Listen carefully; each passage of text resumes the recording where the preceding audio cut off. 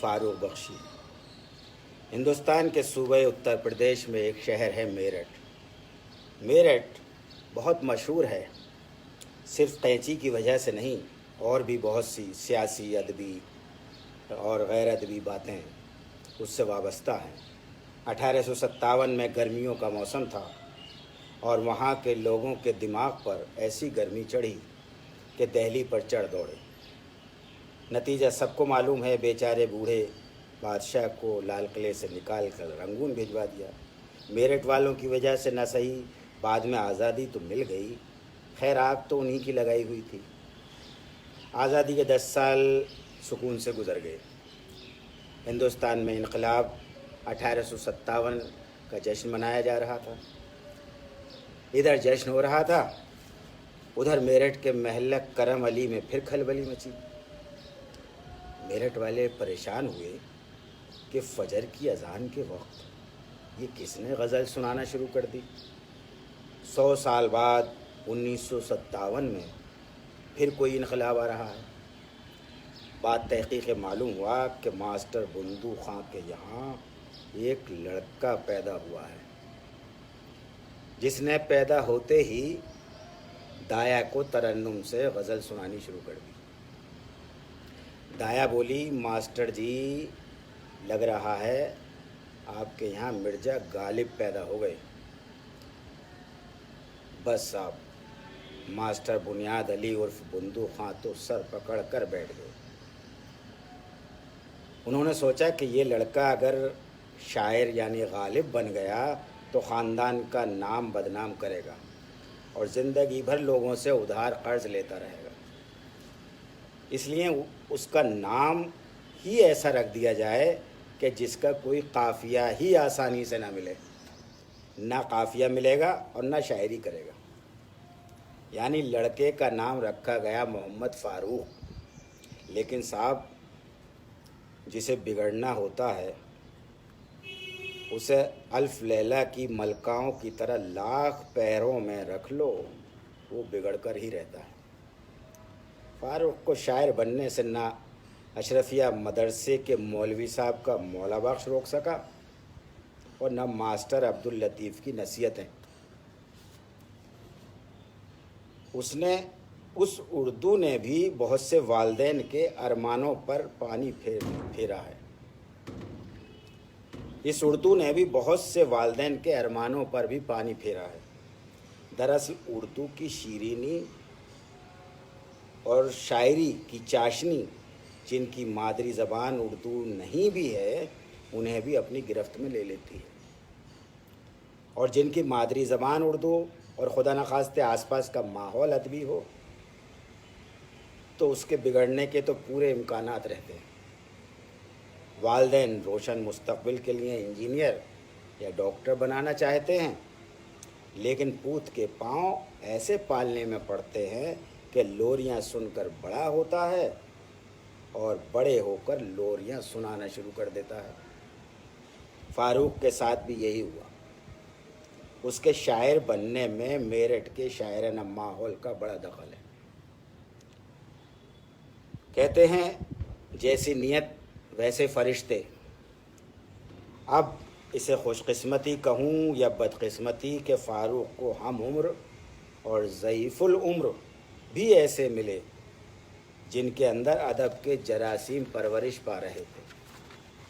جلال انجم، خسرو متین، تنویر زبیری، شباب میرٹھی، احمد علوی، حسین ماجد تو ہم نوالا اور ہم پیالہ تھے، حفیظ میرٹھی، شمیم جے پوری، سجاد میرٹھی، نسیم میرٹھی، امیر اللہ خان شاہین اور بشیر بدر جیسے شاعر سرپرست مل گئے۔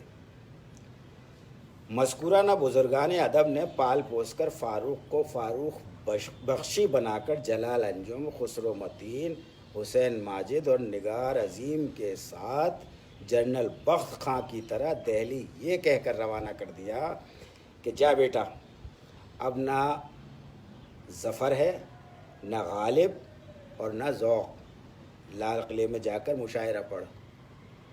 وہ دن ہے اور آج کا دن، دلی والے سن سن کر کبھی واہ واہ کرتے ہیں اور کبھی ماتم۔ وہ تو بھلا ہو اللہ بخشے پروفیسر قمر رئیس مرحوم کا کہ فاروق بخشی کی شاعری سے تنگ آ کر اور اس کے ترنم سے بچنے کے لیے فاروق کو راجستھان کے تپتے ہوئے ریگستان میں بھیج دیا، ورنہ ہمیں دلی چھوڑنی پڑ جاتی۔ ہر غزل کے پہلے سامع جلال اور ہم ہی ہوتے تھے۔ خیر، اللہ جو کرتا ہے بہتر ہی کرتا ہے۔ ایک عبرت ناک واقعہ اور نصیحت آمیز بھی سن لیجئے۔ عبرت ناک اس لیے کہ جو ہم پہ گزری سو گزری، مگر شب مشاعرہ تمام رات دباتے رہے ہم پاؤں اپنے۔ اور نصیحت آمیز اس لیے کہ شاعروں سے دوستی سوچ سمجھ کر کیجیے۔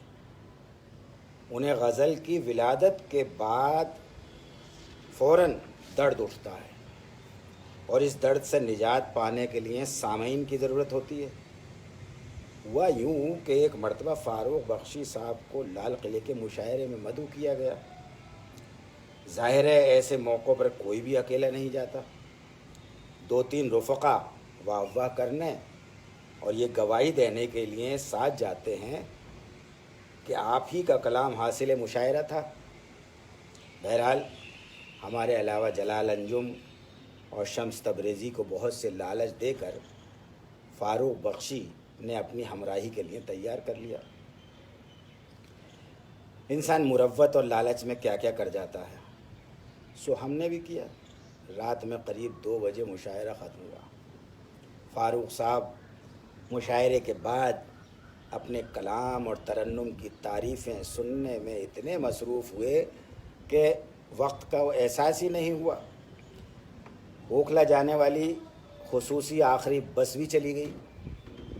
اب ہم چاروں کی حالت لال قلعے کے میدان میں ایسی تھی جو بہادر شاہ ظفر کی رنگون جانے سے پہلے تھی۔ لال قلعے سے اوکھلا کا فاصلہ تقریباً 17-18 کلومیٹر ہے۔ آخر پیدل ہی چل دیے۔ ایک ہو کا عالم، زمانہ قدیم یاد آ گیا کہ لوگ کس طرح سفر کرتے ہوں گے۔ لوٹ مار کا ڈر، ویسے لوٹنے کے لیے تو ہم لوگوں کے پاس کچھ تھا نہیں، بس مار کا زیادہ ڈر تھا۔ درگاہ نظام الدین سے گزرتے وقت فاتحہ پڑھی، اپنی حفاظت اور منزل تک پہنچنے کی دعائیں مانگی، خدا خدا کر کے گھر پہنچے۔ بھوک اور پیاس سے حالت نڈھال۔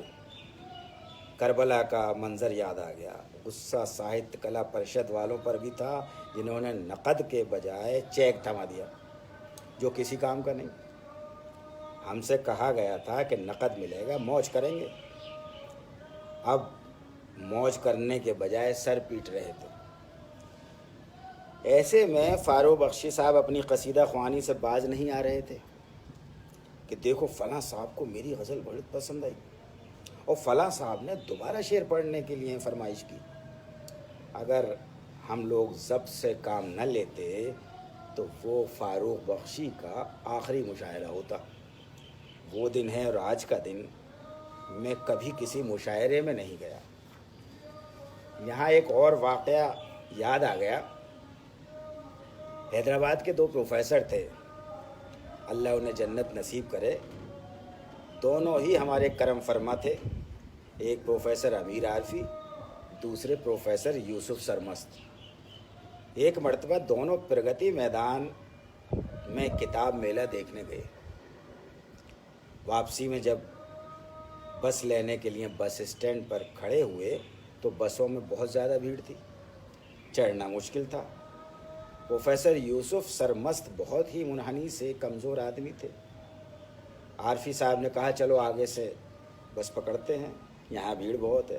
یہ کہہ کر پہلے انہیں ITO تک لائے، پھر دلی گیٹ، پھر دریا گنج، پھر جامع مسجد اور پھر لال قلعہ۔ آپ اندازہ کر سکتے ہیں کہ یوسف صاحب کی کیا حالت ہوئی ہوگی۔ عارفی صاحب کو پیدل چلنے کی عادت تھی۔ پھر عارفی صاحب نے پروفیسر یوسف سرمست کو بھیڑ والی بس میں ہی دھکا دے کر چڑھا دیا۔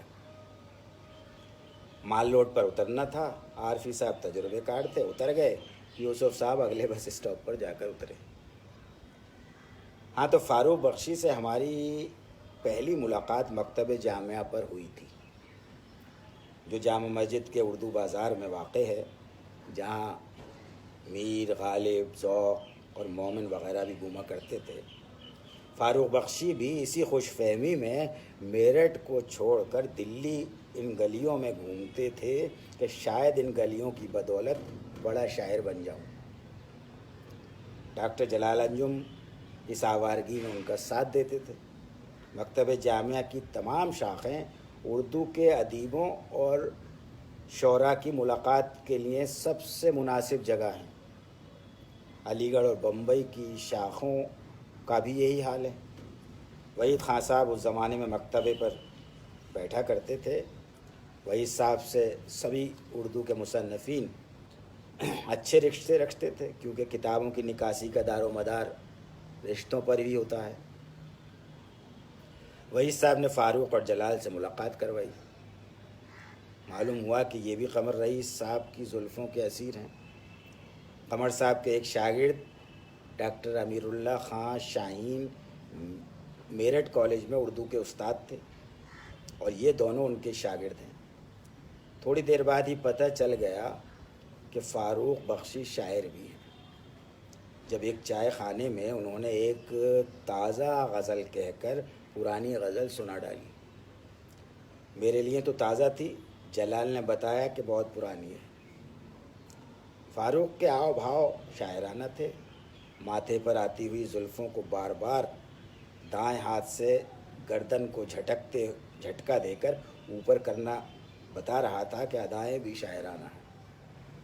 گول چہرہ، گندمی رنگ، درمیانہ قد، ہونٹوں پر نرم سی مسکراہٹ، گول اور بڑی سیاہ آنکھیں، چال میں ہرنوں کی سی نزاکت اور اٹھلاہٹ۔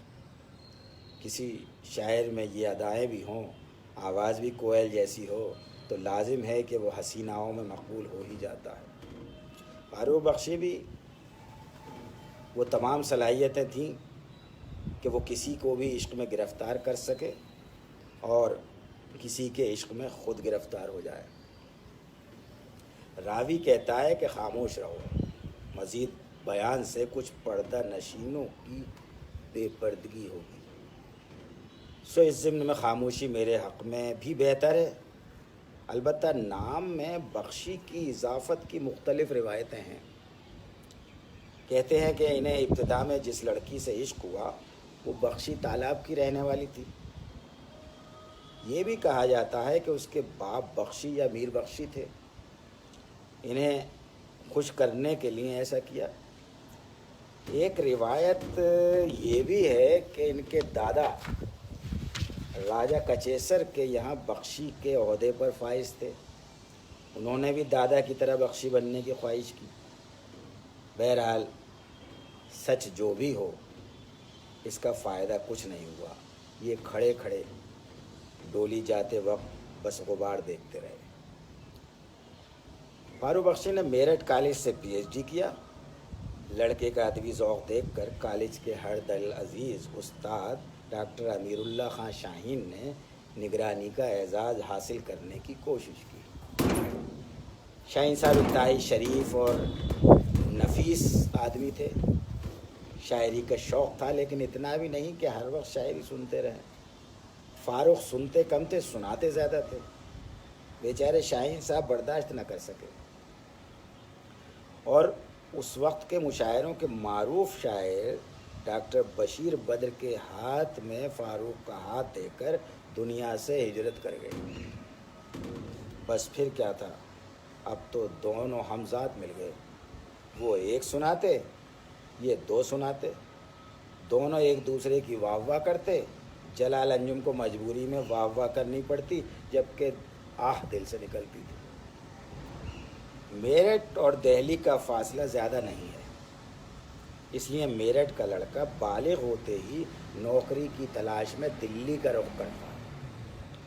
دلی میں میرٹھ کے بہت لوگ آباد ہیں، بلکہ کچھ تو 1857 میں جنرل بخت خاں کے ساتھ آئے تھے، پھر اس امید پر واپس نہیں گئے کہ کب لال قلعہ واپس مل جائے۔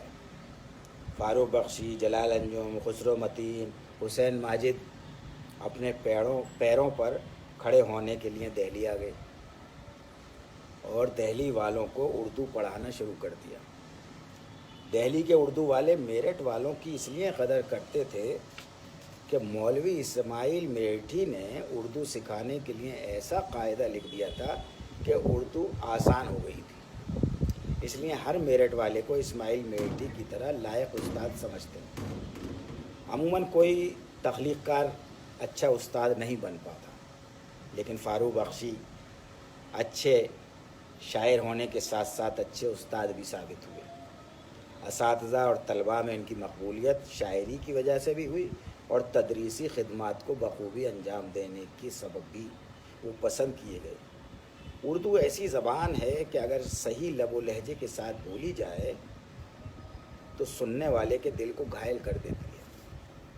فاروق کا لب و لہجہ شاعرانہ ہے، لوگ بہت جلد خواہ مخواہ اس کی باتوں کے سحر میں گرفتار ہو جاتے ہیں۔ سب سے پہلے تو چاندنی چوک میں واقع فتح پوری اسکول کے اساتذہ ان سے مرعوب ہوئے اور کھڑی بولی کے علاقے کے باشندے کو دلی والوں کو اردو پڑھانے کے لیے رکھ لیا۔ پھر راجپوتوں سے مغلوں کی قربت دیکھتے ہوئے انہیں راجستھانیوں کو اردو سکھانے کے لیے کوٹا اور ادے پور بھیج دیا گیا تاکہ سمدھیانے کی اردو ٹھیک ہو جائے۔ ان کی خدمات کو سراہتے ہوئے ادے پور کے مہاراجا سے نظام حیدرآباد نے انہیں مانگ لیا۔ اب قلی قطب شاہ کے شہر میں غزل سرائی میں مصروف ہیں۔ مقبولیت کا یہ عالم ہے کہ تیلگو فلم میں ان کی اردو غزل گائی جاتی ہے۔ فاروق بخشی کو ادب کا بہت شوق ہے۔ ادب لکھنے سے زیادہ ادب کرنے پر زیادہ یقین رکھتے ہیں۔ ادب کرنے سے مراد ہے ادبی سرگرمیوں میں بڑھ چڑھ کر حصہ لیتے ہیں۔ جب میرٹھ کالج میں تھے تو ادبی ہنگاموں پہ ہی موقوف تھی ان کی دنیا۔ ایک بار ہم بھی اس کالج میں افسانہ پڑھنے گئے تھے۔ علی گڑھ سے ہمارے استاد محترم قاضی عبدالستار تشریف لائے تھے۔ ڈاکٹر امیر اللہ خان شاہین اس وقت موجود تھے۔ فاروق بخشی اور جلال انجم کی ادبیت اس وقت دیکھنے لائق تھی۔ جوانی کی بھاگ دوڑ ایسی تھی جیسے کسی شادی کا انتظام کر رہے ہوں۔ کہتے ہیں کہ آدمی کی خصلت نہیں بدلتی۔ ادب کرنے کی عادت دہلی میں بھی رہی اور راجستھان میں بھی۔ اب حیدرآباد میں بھی بدستور ہے۔ دہلی میں قمر رئیس صاحب نے ایک نوجوان کی انجمن قلمزاد بنائی۔ فاروق بخشی اس میں فعال رکن کی طرح تھے۔ کوٹا اور ادے پور میں کئی سیمینار اور مشاعرے کر ڈالے۔ راجستھان میں اردو والوں کے پیر بن گئے۔ لوگ انہیں راجستھانی ہی سمجھتے ہیں۔ فاروق بخشی جب تک میرٹھ میں تھے پلکوں کے سائے میں میرٹھ سے نکل کر اداس لمحوں کے موسم میں آ گئے اور وہ چاند چہرہ سی ایک لڑکی کو یاد کرتے رہے اور دہراتے رہے جب ہم پہلی بار ملے تھے۔ مشاعروں میں چلا چلا کر یہ نظم پڑھنے کا فائدہ یہ ہوا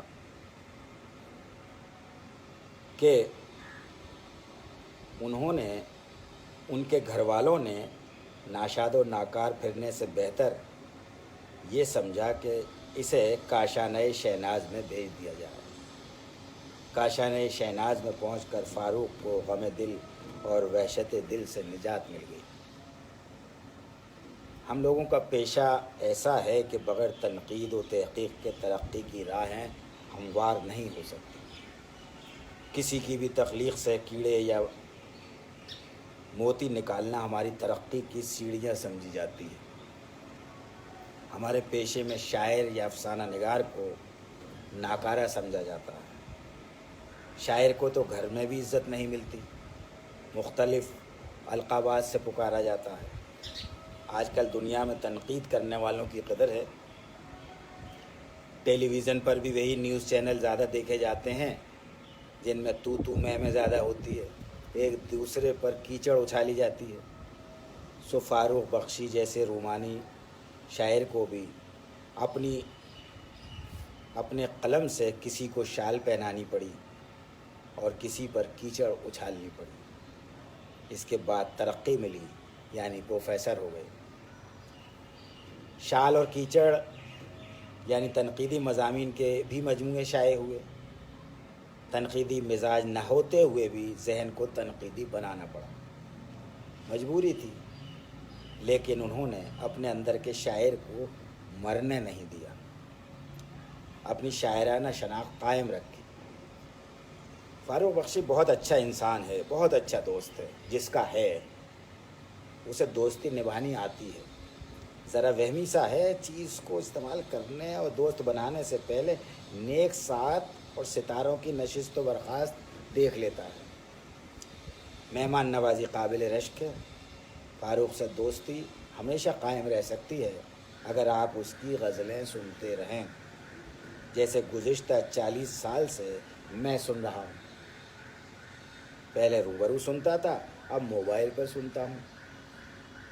رشتوں کو قائم رکھنے کے لیے اتنا تو برداشت کرنا پڑتا ہے۔